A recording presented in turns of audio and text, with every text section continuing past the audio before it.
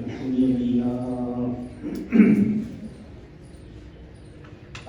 لله نحمده ونستعينه ونستغفره ونؤمن به ونتوكل عليه ونعوذ بالله من شرور أنفسنا ومن سيئات أعمالنا من يهده الله فلا مضل له ومن يضلله فلا هادي له ونشهد أن لا إله إلا الله وحده لا شريك له ونشهد أن سيدنا وسندنا وحبيبنا ومولانا محمدا عبده ورسوله صلى الله تعالى عليه وعلى آله وأصحابه أجمعين أما بعد فأعوذ بالله من الشيطان الرجيم بسم الله الرحمن الرحيم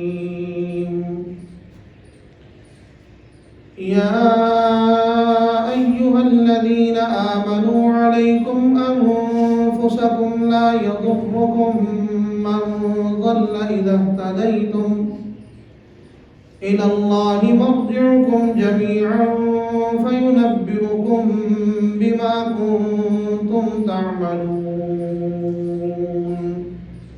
صدق الله العظيم.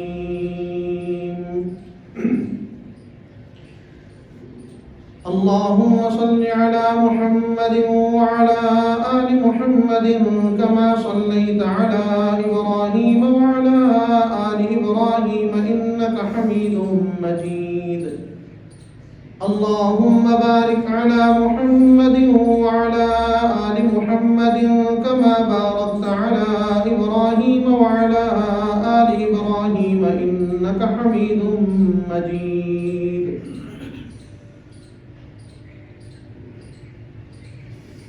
واجب الاحترام اللہ جیسا تقریب معزز حاضرین جمعہ،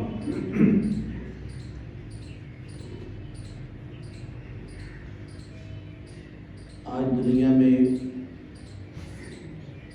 اگر نظر دوڑا کر دیکھا جائے تو مسلمان ایک بہت بدحالی کی زندگی گزار رہا ہے. پوری دنیا میں جس خطے پر بھی دیکھا جائے بظاہر دیکھنے میں کفر کا غلبہ دکھائی دیتا ہے اور مسلمان بیچارہ ذبوحانی کا شکار دکھائی دیتا ہے. فلسطین میں مسلمان پٹ رہا ہے. اگر کشمیر میں دیکھا جائے تو ہندو بنیا وہ بھی مسلمان پہ اپنا زور آزما رہا ہے. چیچنیا کو دیکھ لیا جائے، دیگر علاقوں کو دیکھا جائے، آخر مسلمان کو یہ سوچنا چاہیے کہ ایک وہ وقت تھا جب خلافت راشدہ کے زمانے میں میرا عروج تھا، ایک یہ وقت ہے کہ آج دنیا میں ہر طرف میرا زوال ہے، تو وہ عروج اس زوال میں تبدیل کیوں ہوا؟ اور یہ ایک سوال ہے جس کا جواب قرآن کریم نے دیا. اللہ تعالیٰ نے ارشاد فرمایا ما اصابکم من مصیبت فبما کسبت ایدیکم، کہ تمہیں زندگی میں جو بھی مصیبت پہنچتی ہے وہ تمہارے اپنے ہی اعمال بد کا نتیجہ ہوتا ہے. اور فرمایا ویعفو عن کثیر، بہت سارے گناہ تو ایسے ہیں جو اللہ تعالیٰ ویسے ہی معاف فرما دیتے ہیں. معلوم ہوا کہ اگر ہمارے سارے گناہوں کی سزا دی جاتی تو آج شاید ہم دنیا میں وجود میں بھی نہ ہوتے. آج زمین کی پشت کی بجائے ہم زمین کے پیٹ میں پہنچ چکے ہوتے. اور پھر عجیب بات یہ ہے کہ اس ذبوحالی کو ختم کرنے کے لیے اور مسلمانوں کے حالات کی بہتری کے لیے جتنی تنظیمیں زور لگا رہی ہیں تو محسوس یہ ہوتا ہے کہ کوئی دلدل ہے جہاں ہم جتنا زور لگاتے ہیں اتنا زمین کے اندر اترتے چلے جا رہے ہیں. یعنی ہم آگے بڑھنے کی کوشش کرتے ہیں، وقت ہمیں پیچھے کو دھکیل دیتا ہے. ہم ترقی کرنا چاہتے ہیں، زوال ہمارا مقدر بن جاتا ہے.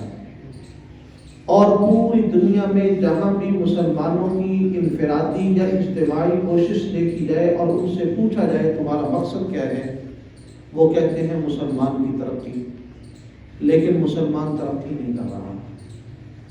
اگر ہم دنیا سے تھوڑا سا اپنی نظر کو محدود کریں، اپنے ملک عزیز کی طرف آئیں، تو ہر قوم کا نعرہ یہ ہے کہ اس قوم کی ترقی چاہتے ہیں، لیکن کیا 70-75 سال میں اس قوم نے کوئی ترقی کی ہے یا ایسے ہی زور لگایا جا رہا؟ ہم نے تو اپنے ہوش میں جو دیکھا وہ یہی کہ ہر آنے والا دن پہلے دن سے بدتر ہمارے لیے ثابت ہوا، جبکہ ہماری ساری تنظیموں کا دعویٰ یہ ہے کہ ہم اپنی قوم کی ترقی چاہتے ہیں۔ اب چاہنے والے سارے ترقی چاہ رہے ہیں، لیکن رزلٹ اور نتیجہ جو آ رہا ہے وہ زوال کی شکل میں آ رہا ہے۔ آخر کوئی بنیادی غلطی ہے کہ جس وجہ سے ہماری یہ ترقی کی گاڑی چل نہیں رہی۔ ہم چلانے کے لیے زور تو لگا رہے ہیں لیکن وہ نہیں چلتی، اور بات وہی ہے کہ ما اصابکم من مصیبت فبما کسبت ایدیکم، ان اللہ لا یغیر ما بقوم حتی یغیروا ما بانفسکم۔ اللہ تعالیٰ کسی قوم کے حالات کو تب تک تبدیل نہیں فرماتے جب تک قوم اپنے آپ کو خود تبدیل نہیں کرتی۔ آج اصلاح معاشرہ کے لیے جو بھی کوشش ہوتی ہے وہ متکلم سے شروع نہیں ہوتی، اس کا جو ابتدائیہ ہے وہ مخاطب سے امید رکھتا ہے۔ یعنی میں یہ چاہتا ہوں کہ میرے مخاطبین ٹھیک ہو جائیں، اور آپ بات کرتے ہوئے اگر میری طرف رخ ہے تو آپ چاہتے ہیں میں ٹھیک ہو جاؤں۔ نہ میں اپنے آپ کو بدلنے کے لیے تیار ہوں، نہ آپ اپنے آپ کو بدلنے کے لیے تیار ہیں۔ ایک دوسرے کی اصلاح کے لیے کوشش کر رہے ہیں۔ اس طریقے سے دنیا میں اصلاح نہیں ہوا کرتی، اس لیے کہ ہر آدمی بنیادی طور پر اپنے اعمال کا جواب دہ ہے۔ ہر آدمی اپنے اعمال کی درستگی کا پہلے مکلف ہے، اس کے بعد اسے دوسرے کی فکر کرنا ہوگی۔ لیکن یہاں صورتحال اس کے برعکس ہے کہ ہر آدمی دوسرے کے اعمال ٹھیک کرنا چاہتا ہے اور اپنے لیے کچھ فکر مند ہے۔ یعنی صورتحال یہ ہونی چاہیے کہ میں اپنے اعمال ٹھیک کرنے کی پوری کوشش کروں اور دوسرے کے لیے فکر مند رہوں۔ یہاں صورتحال یہ ہے کہ دوسرے کے اعمال ہم بزور بازو ٹھیک کرنا چاہتے ہیں اور اپنے لیے تھوڑی بہت فکر رکھتے ہیں۔ وہ بھی کچھ لوگ ہیں جو رکھتے ہیں، اکثر وہ بھی نہیں رکھتے۔ قرآن کریم نے جو میں نے آیت مبارکہ تلاوت کی، ارشاد فرمایا علیکم انفسکم، تمہارے اوپر تمہارے اپنی ذمہ داری پڑتی ہے۔ لا یضرکم من ضل اذا اہتدیتم، کوئی گمراہ ہونے والا، کوئی بھٹکنے والا تمہارا کچھ نقصان نہیں کر سکتا بشرطے کہ تم ہدایت کرو۔ الی اللہ مرجعکم جمیعا، سارے لوٹ کر اللہ تعالیٰ کے پاس جاؤ گے۔ فینبئکم بما کنتم تعملون، پھر وہ تمہارے اعمال کا تمہیں پورا خبر اور نتیجہ سنا دیں گے کہ تم کیا کر کے آئے۔ اب دیکھیے یہاں پر کہا تو یہ جا رہا علیکم انفسکم کہ تمہارے اوپر تمہاری ذمہ داری ہے، اور ہم نے معاشرے کی ذمہ داری اٹھا رکھی ہے، اگرچہ میں تبلیغ کا انکار نہیں کرتا ہوں۔ سیدنا صدیق اکبر رضی اللہ تعالیٰ عنہ نے اسی آیت مبارکہ کو جو پڑھا تو وہ اس غلط فہمی کا شکار ہوئے کہ شاید کسی دوسرے کی اصلاح کے لیے کوشش نہیں کرنی چاہیے۔ یعنی غلط فہمی نہ کہیے، یوں کہہ لیجیے کہ انہیں اشکال پیدا ہوا کہ پھر جو ہمیں دوسروں کی اصلاح کے لیے فکر کرنی ہے اس آیت مبارکہ کے تو وہ بظاہر برعکس معلوم ہوتا۔ انہوں نے جناب نبی کریم صلی اللہ علیہ وسلم سے پوچھا کہ حضور اس آیت میں تو کہا گیا علیکم انفسکم کہ تمہارے پہ تمہاری اپنی ذمہ داری ہے، لا یضرکم من ضل اذا اہتدیتم کہ کسی کا گمراہ ہونا تمہارے لیے نقصان دہ نہیں ہوگا بشرطے کہ تم ہدایت پر ہو۔ تو جناب رسول اللہ صلی اللہ علیہ وسلم نے اس اشکال کا ازالہ یوں فرمایا کہ تم اپنی اصلاح کرو، دوسرے کے لیے کوشش کرو، اگر دوسرا تمہاری بات نہیں مانے گا تمہارا کوئی نقصان نہیں ہوگا، تم نے اپنی ذمہ داری ادا کر دی۔ علیکم انفسکم، تم سے تمہارے بارے میں سوال ہوگا کہ ہم نے اپنی اصلاح کر لی، دوسرے کے لیے کوشش کر لی، بس ہماری ذمہ داری پوری ہو گئی، اب ہے یہ کہ ہم دوسرے کی اصلاح کرتے ہیں اور اپنے لیے تھوڑی بہت کوشش کر لیتے ہیں۔ اور گفتگو میں ہم اپنے آپ کو مخاطبین میں نہیں شمار کرتے، جس کا نتیجہ یہ ہے کہ بات میں اثر بھی نہیں ہے، بات میں برکت بھی نہیں ہے، اور بات میں نورانیت بھی نہیں ہوتی، بات میں مذہب بھی نہیں ہوتا۔ اور حضور اقدس صلی اللہ علیہ وسلم نے ایک جملہ عجیب ارشاد فرمایا، مسلم شریف میں روایت ہے، فرمایا من قال اہلک الناس فهو اہلکہم، جس آدمی نے یہ کہا نا کہ لوگ ہلاک ہو گئے، سب سے بڑا ہلاک ہونے والا یہ ہوگا۔ اس کا مطلب محدثین نے یہ لکھا ہے کہ مطلب یہ ہے کہ ایسا آدمی جو اپنے عیوب پر نظر نہیں کرتا، لوگوں کے عیب دیکھ رہا۔ اور آج ہمارے ہاں جب ہماری عمومی طور پہ مجالس لگتی ہیں، ان میں بات ہی یہ ہوتی ہے کہ یہ معاشرہ بہت خراب ہو گیا ہے، لوگ جھوٹ بولتے ہوئے بالکل نہیں جھجکتے، لوگ سود کھاتے ہوئے بالکل احتیاط نہیں کرتے، لوگ فراڈ کر لیتے ہیں، لوگ یہ کرتے ہیں، لوگ وہ کرتے ہیں۔ کبھی تنہائی میں بیٹھ کر میں نے سوچا کہ میں بھی جھوٹ بولتا ہوں، کبھی تنہائی میں بیٹھ کر میں نے اپنے لیے بھی سوچا کہ اگر فراڈ کا موقع مجھے مل جائے تو ضائع میں بھی نہیں ہونے دیتا۔ کبھی تنہائی میں بیٹھ کر میں نے بھی سوچا کہ میرے عقائد کیا ہیں، میرے اعمال کیا ہیں، میرے معاملات کیا ہیں، میری معاشرت کیا ہے، میرے اخلاق کیا ہیں۔ یہ 5 چیزیں جن کی تہذیب کے لیے اسلام نے ہمیں حکم دیا، ہم نے کبھی اپنے ان 5 پرچوں کے بارے میں سوال کبھی سوچے ہیں کہ ہمارے اگر یہ سوالات ان 5 حوالوں سے کیے جائیں تو ہماری طرف سے اس کا کیا جواب آئے گا؟ صرف ہم یہ کہتے ہیں کہ لوگوں نے یہ برائی کی، فلاں آدمی نے یہ کیا، فلاں نے یہ کیا، تو اسلام یہ کہتا ہے اس کو نہ دیکھ، پہلے یہ دیکھ کہ یہ برائیاں تیرے اندر تو نہیں۔ ارشاد فرمایا من قال اہلک الناس فهو اہلکہم، جس نے کہا نا کہ لوگ تباہ ہو گئے، لوگ ہلاک ہو گئے، اور میں سب سے بڑا ہلاک ہونے والا تو یہ ہے کہ اپنی اصلاح کی فکر کو چھوڑ کر لوگوں کے عیوب کی طرف توجہ کیے بیٹھا۔ حضرات صحابہ کرام رضوان اللہ علیہ مجمعین کو لیا جائے اور ہمارے اکابر کو لے لیا جائے، ان حضرات کو جو فکر ہوتی تھی پہلے اپنی ہوتی تھی، بعد میں دوسروں کی ہوتی تھی۔ آج ہماری فکر کا نظریہ یہ زاویہ یہ تبدیل ہوا کہ ہمیں پہلے دوسروں کی فکر ہے، بعد میں اپنی ہے۔ حضرت ذوالنور مصری رحمہ اللہ تعالیٰ بہت بڑے اللہ تعالیٰ کے ولی گزرے، ان کے زمانے میں بارش اتنی دیر تاخیر ہو گئی کہ قحط سالی کی شکل پیدا ہو گئی۔ لوگ دعائیں کرتے ہیں لیکن آسمان ہے کہ قطرہ بھی پانی کا نہیں برسا رہا، اور لوگ دعائیں کر کر کے بیچارے تھک گئے، آخر آئے آ کے کہنے لگے کہ حضرت صورتحال آپ کے سامنے ہے، زبان خشک ہو گئی ہے، حلق خشک ہو گئے ہیں، پینے کو پانی نہیں ملتا، مال مویشی ضائع ہو جائے گا، کھیتیاں تو نام و نشان باقی نہیں بچ رہا، کیا کریں؟ کھانا کیسے ہوگا، پینا کیسے ہوگا؟ بارش کے لیے دعا کریں، کوئی استسقاء کی شکل ہو جائے، صلاۃ الاستسقاء ادا کی جائے، اللہ تعالیٰ سے درخواست کی جائے کہ بارش کا پانی برسائیں۔ حدیث مبارکہ میں ہے کہ انسانوں کی بداعمالیوں کی وجہ سے جب بارشیں بند ہوتی ہیں نا تو بعض دفعہ لوگ بھی دعا نہیں کرتے، بلوں سے چونٹیاں باہر آتی ہیں اور آ کے وہ آسمان کی طرف یوں ہاتھ اٹھا لیتی ہیں اور اٹھا کے کہتی ہیں کہ یا رب یہ گناہ تو انسانوں نے کیے، ہم بے گناہوں کا کیا قصور ہے جس وجہ سے ہماری بارش کو بند کر دیا گیا۔ تو ان بے زبان جن کو ہم بے زبان سمجھتے ہیں، ان کی زبان خدا تعالیٰ تو سمجھتا ہے، ان بے زبانوں کی وجہ سے ہم اشرف المخلوقات کو بارش ملتی ہے۔ تو حضرت ذوالنور مصری رحمۃ اللہ علیہ سے کہا گیا کہ حضرت دعا کر لیں کہ بارش ہو جائے، کوئی مل کر اجتماعی دعا کی شکل ہو جائے۔ فرمانے لگے اصل مسئلہ یہ ہے کہ دعا کے لیے، بارش کی دعا کے لیے شرط یہ ہے کہ بندہ اپنے گناہوں سے توبہ کرے، گناہ چھوڑے، اللہ تعالیٰ سے معافی مانگے، بارش کے لیے دعا کرے۔ کہ میں پورے معاشرے میں جب نظر کرتا ہوں تو مجھے احساس یہ ہوتا ہے کہ سب سے بڑا گناہگار تو میں ہوں، اب میرے ہوتے ہوئے بارش کیسے نازل ہو جائے گی؟ تم لوگ الگ جا کر کو اللہ تعالیٰ سے دعا کر لو، مجھے چھوڑ دو، اللہ سے درخواست کرو کہ تمہیں کوئی بارش کا بوند قطرہ عطا فرمائے۔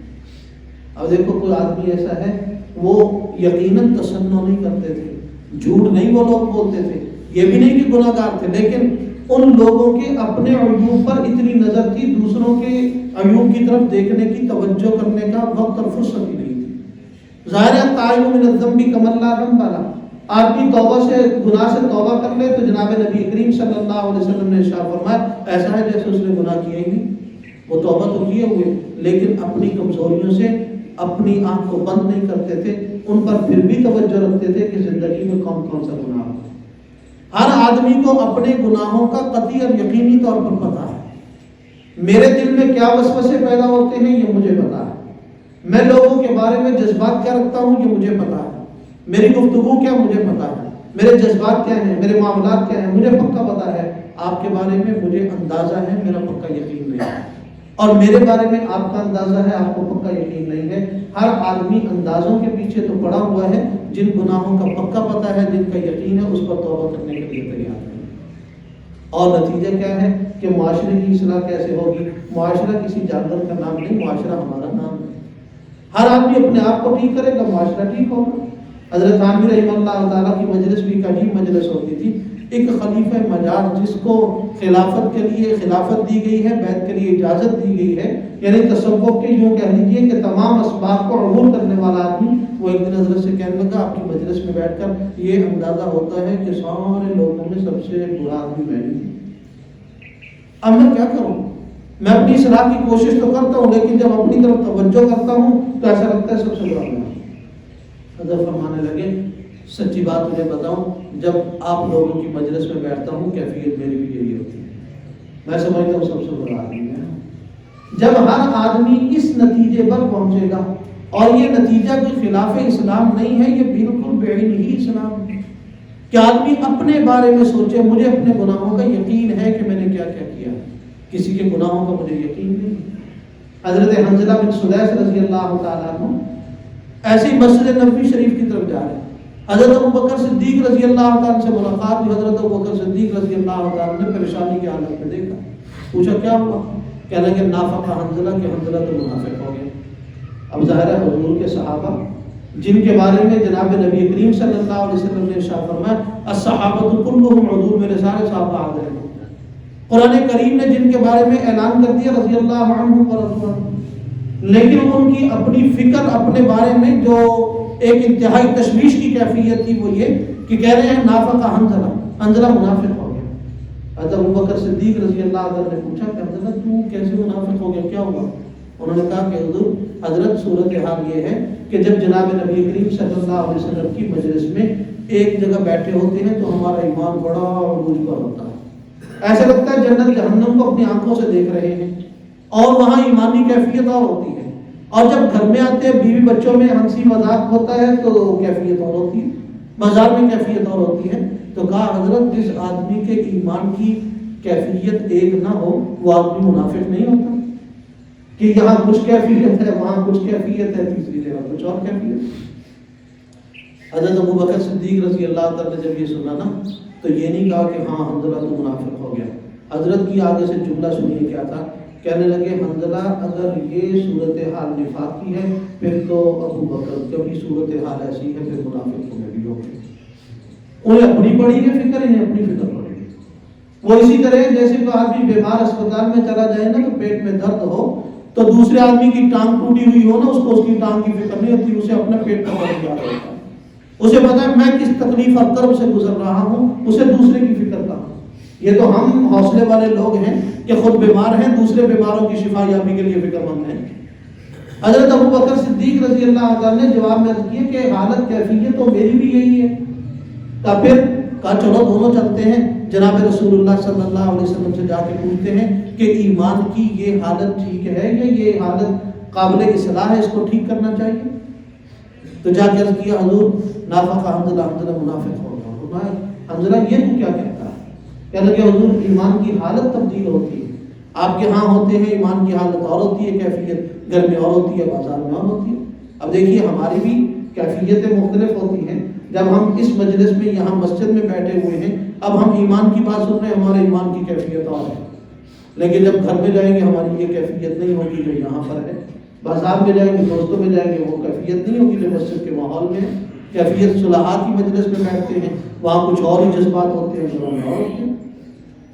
جناب نبی کریم صلی اللہ علیہ وسلم نے تسلی کا جملہ ارشاد فرمایا ساعتن فساعتن یا حنظلہ، حنظلہ گھڑی گھڑی کے مختلف ہونے سے کیفیت مختلف ہو جاتی ہے، یہ نفاق کی نشانی نہیں، یہ ایمان ٹھیک ہے، یہ ایمان کرنا نہیں۔ اس لیے کہ نفاق یہ ہے کہ مطلب میں خلاصے کے طور پر کرتا ہوں، نفاق یہ ہے کہ اب اللہ تعالیٰ کو ایک سمجھتا ہے، کبھی اس کی ربوبیت پر شک ہو جائے، انکار کر بیٹھے، ایسا مسئلہ تو نہیں ہے۔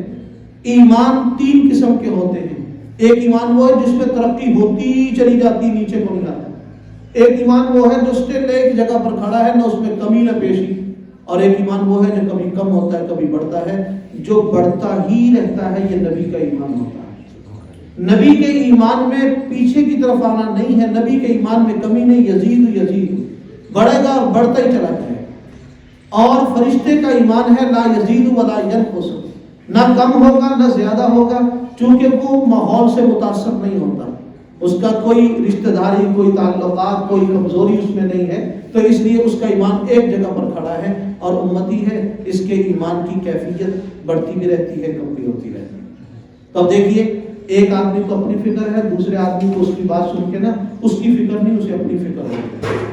حضرت فاروق اعظم رضی اللہ تعالیٰ عنہ کیسی جلیل القدر شخصیت، جن کے لیے جناب رسول اللہ صلی اللہ علیہ وسلم نے ارشاد فرمایا لو کان بعدی نبی لکان عمر، کہ اگر میرے بعد کوئی نبی ہوتا نا تو حضرت عمر رضی اللہ تعالیٰ عنہ کو نبوت مل جاتی۔ اور بھی بہت سارے القابات ارشاد، ایک عجیب جملہ جو بہت کچھ حضرات کو نام بنام ملا، 10 صحابہ اکرام کو جنہیں عشرہ مبشرہ کہتے ہیں، نام بنام ایک بشارت ارشاد فرمائی، اس میں فرمایا تھا عمر فی الجنہ، کہ عمر بھی جنت میں داخل ہوگا۔ اب کسی آدمی کو نام لے کر اس مبارک زبان سے بشارت ملی ہو کہ جس زبان کو کوثر و تسلیم سے دھلی ہوئی کہہ دی جائے، ما ینطق عن الہویٰ، جو اپنی مرضی سے حرکت میں بھی نہیں آتی، وحی کے بغیر چلتی نہیں، وہ زبان کہہ رہی ہے عمر فی الجنہ کہ عمر جنت میں جائے گا۔ لیکن حضرت عمر رضی اللہ تعالیٰ عنہ کو پھر بھی اپنی اصلاح کی فکر ہے، اس لیے کہ ایمان باقی رہے گا تو ہر آدمی اس بشارت کا مستحق ہوگا جنت میں جائے گا۔ حضرت حذیفہ بن یمان رضی اللہ تعالیٰ عنہ ایک ایسے صحابی ہیں جنہیں حضور اکرم صلی اللہ علیہ وسلم نے منافقین کے نام بتا رکھے تھے، حضور کے رازدان تھے، کسی اور صحابی کو سارے منافقین کے نام نہیں بتائے، حضرت حنظلہ کو بتایا تھا مدینہ طیبہ میں فلاں فلاں فلاں فلاں آدمی منافق ہے۔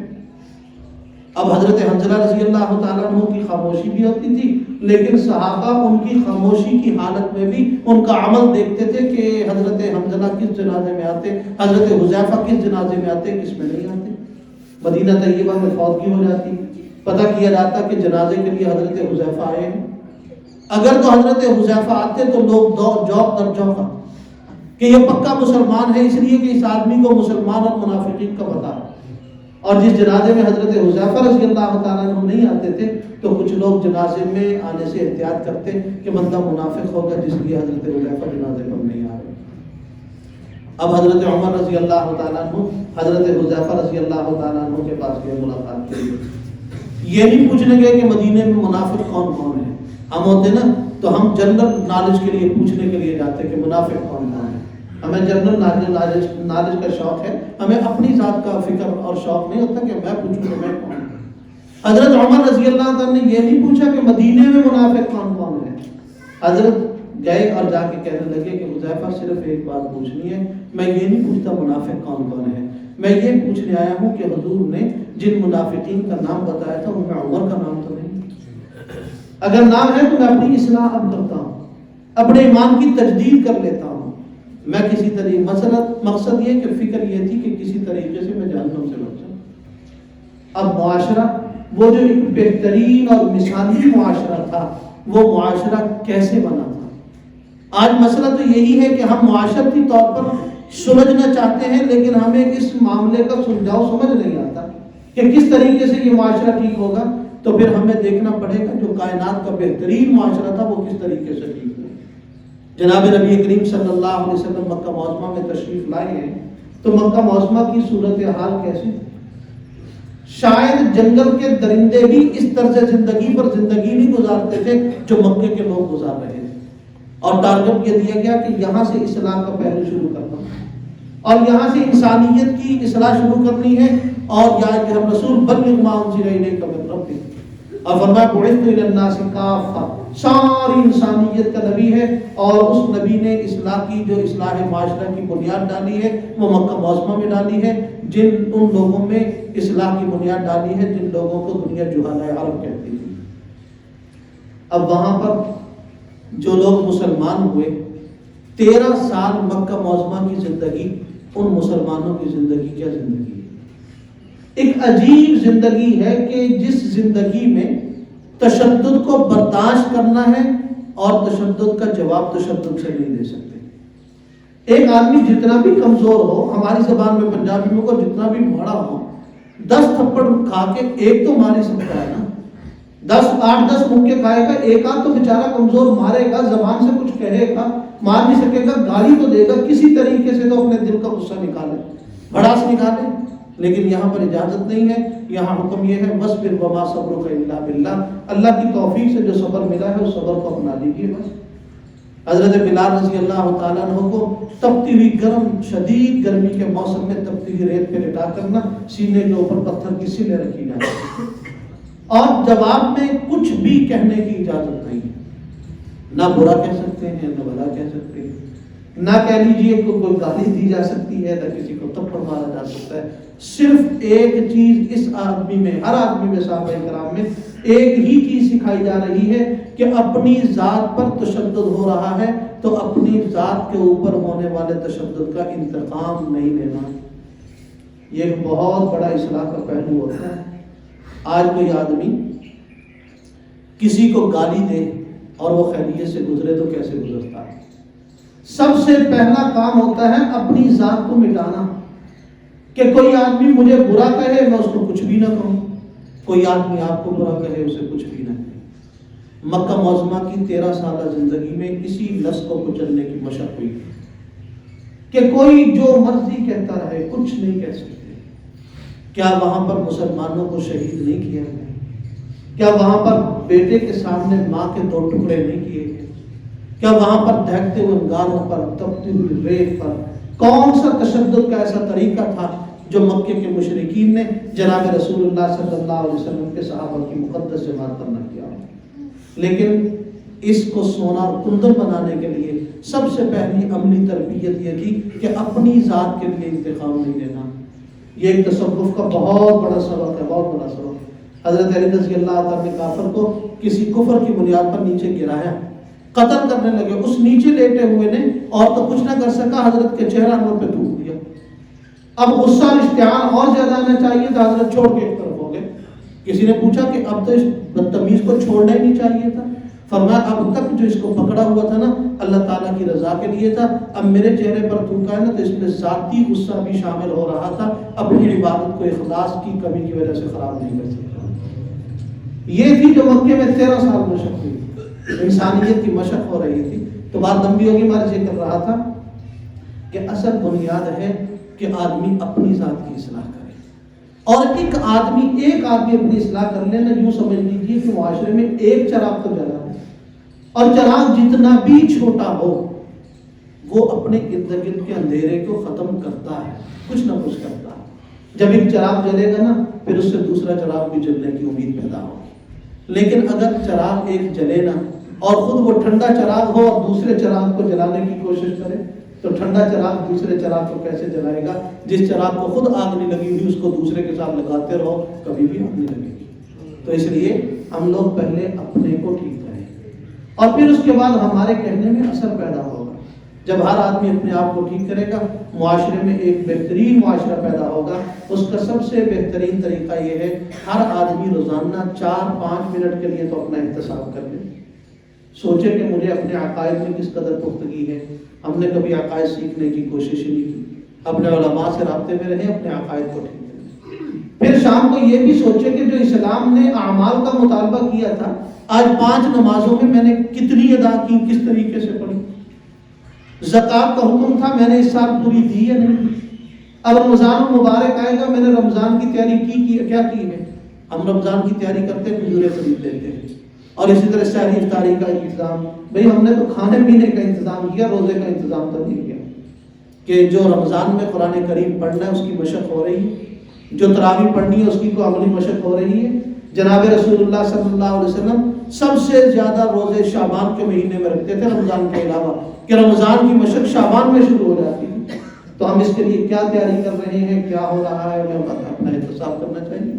اور تیسرے نمبر پر اسلام نے ہم سے مطالبہ کیا معاملات کا، کہ ہماری خرید و فروخت، ہمارے معاملات حلال و حرام کی حدود میں رہ کر ہو رہے ہیں. معاشرت ہے کہ ہم نے اپنے ساتھ ملنے جلنے والوں کو کون سی تکلیف پہنچائی، کون سی راحت پہنچائی. اور آخری نمبر پر اسلام میں ہے اخلاق، حسد بغض کینہ دل میں نہ ہو. رات کو سوتے ہوئے سوچا جائے میرے میں یہ بیماریاں تو نہیں. اسلام ان 5 چیزوں کا مطالبہ کرتا ہے: عقائد، عبادات، معاملات، معاشرت اور اسی طرح پر اخلاق. اگر ہر آدمی ہم میں میرے سمیت ہر آدمی رات کو سوتے اپنا احتساب کر کے سوئے تو انشاءاللہ چند دنوں میں امید ہے کہ اپنی اصلاح کی فکر پیدا ہو جائے گی. جب فکر پیدا ہوگی انشاءاللہ اللہ تعالیٰ آگے ترقی کی راہیں بھی کھول دیں گے. حق تعالیٰ